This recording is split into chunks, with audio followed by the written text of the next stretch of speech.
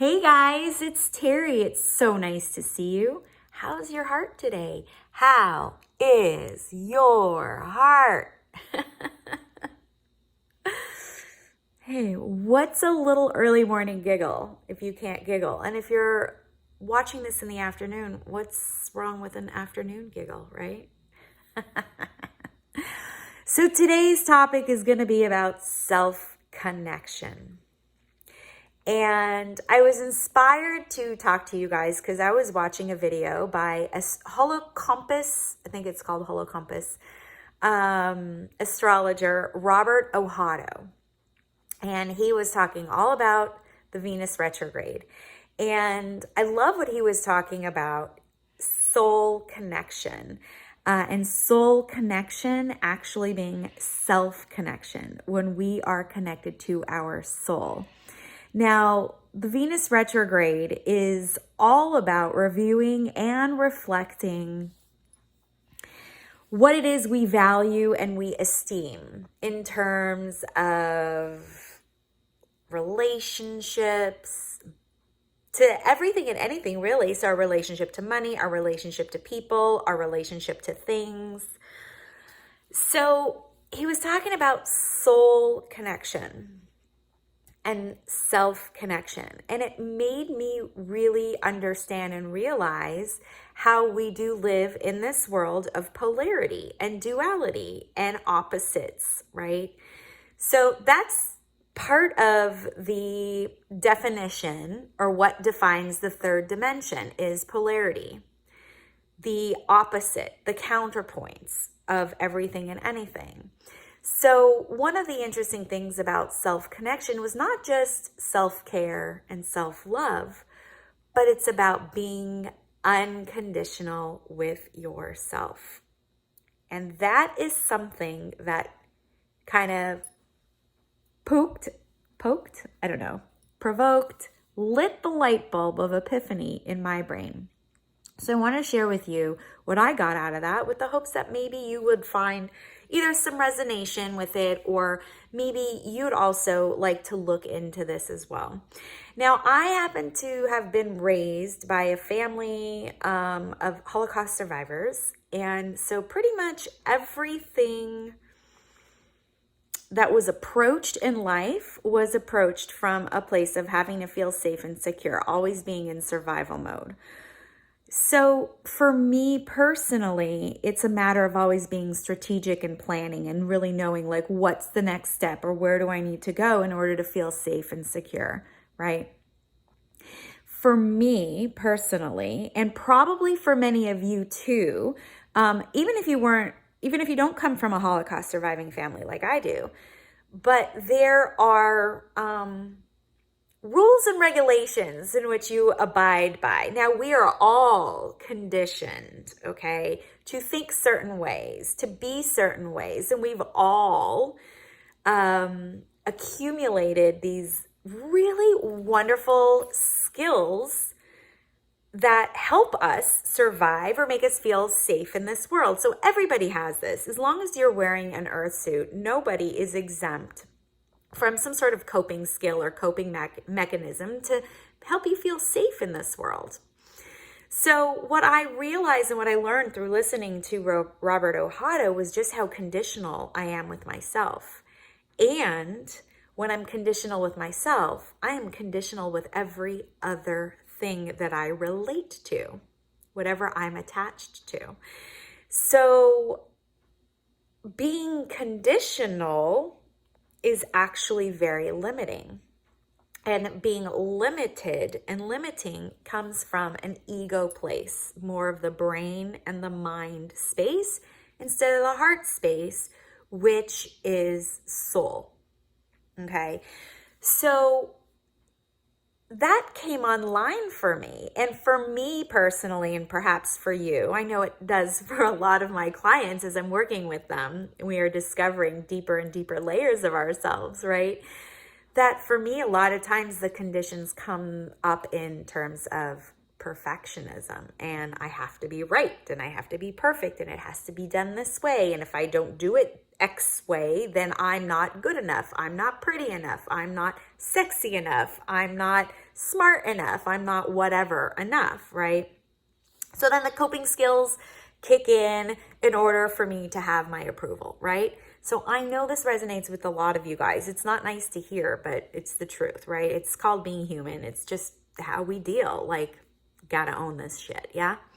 So the thing about being conditional with ourselves is it's actually causing us disconnection to ourselves, because there's no way we will be able to ever be perfect. There is no way we will ever be able to achieve all of the conditions that we expect, right?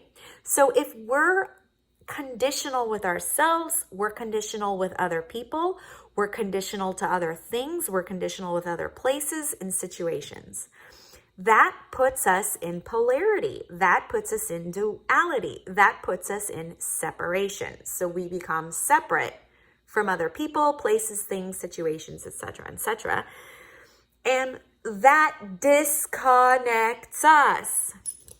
And that's not very loving to ourselves. And that's not very caring to ourselves. So for me, that was one of the really, really fascinating things that so far I've learned in this Mercury retrograde. I mean, I've learned many things, and I'm having many experiences from the past. I'm reconnecting with friends. I'm rebuilding and repairing friendships with friends, reviewing the past, nostalgia, all of those things. But also what's coming up is, how am I esteemed too? What do I value in other people as well? It really hit me, this self-connection, soul connection thing. It really, really did. That, I find, is something that I'm now being able to recognize as something that is helping me resist what it is that I want in life, so that I can create that new reality, so I can make choices into different timelines and jump into a future timeline that is going to be right for me. So I'm so grateful for this. So the prompts that I'm going to use for myself, and hopefully you would use for yourself too, is, first of all, what do we always have to do? We have to come online. We have to realize, oh, I'm being unconditional with myself. And remembering that how we are with ourselves is how we are with other people. How we are with ourselves is how we are to other things. How we are to ourselves is how we are in other situations. So if I'm beating myself up, which I have a tendency to do, if I'm being mean to myself, I tell myself things I would never tell any of my clients. I would never say to anybody else, and I tell them to myself. Right? Disconnection, right? So some of the prompts that I'm going to do is that, of course, I'm going to come online, right? And I'm going to realize, I'm going to be mindful that, oh, something doesn't feel right in my body. That's typically how it starts. Something doesn't feel right in my body. I'm going to say, what is wrong? And then I'm going to say, oh, I'm so stupid. Why did I do this, that, and the other thing the other way? And I'm going to self-soothe myself out of that. And then I'm going to prompt myself and say, what is my agenda here? And how can I be so much nicer to myself? How can I really acknowledge that I'm doing the best that I can? I'm only doing X, Y, Z because this is the agenda that I have. Now, is that agenda really good for my soul? Is it not good for my soul? Blah, blah, blah, blah, blah, blah. That's my process, right? So self-connection is soul connection. And it's about how you're conditioned and what you're conditioned to and how you are playing out that condition, right? I have conditions on myself that I just realized that I'm putting conditions on other people. That stops me from real pure connection, not only to myself, but connecting to other people. Yeah. So I just wanted to share that with you because it was such a light for me. It was like, oh, and this whole process of being human is a growth process, right? You have to start somewhere in your healing process to get to the next level, to get to the next level, to get to the next level. Yeah. So it's just really interesting and fascinating to me to see how these pieces start to fall together and what the next layer is and what is the next blind spot that can be discovered, right? So anyways, I just wanted to share that with you. I really hope that you can get something out of it. Maybe you can see where you're conditioned to yourself in your life and how you're conditioning other, not just other people, like in terms of how to treat you, but how you are conditioned to and with them. What duality, polarity are you setting on them, right? Just saying. What am I always saying to you? Stay connected. For fuck's sake, this is a way for us to stay connected to ourselves, to be unconditional to ourselves, to find that love, to be forgiving, to be compassionate with ourselves, to stop beating ourselves up. And when I say that to you, I'm actually saying that to me. I use you guys as a reminder to myself. Anyways, stay connected to yourself. Stay connected to your friends and family. Of course, stay connected to me. Please stay connected to me, because when you're connected to me, I can connect to you too, right? We're going to all get through this thing called life, right?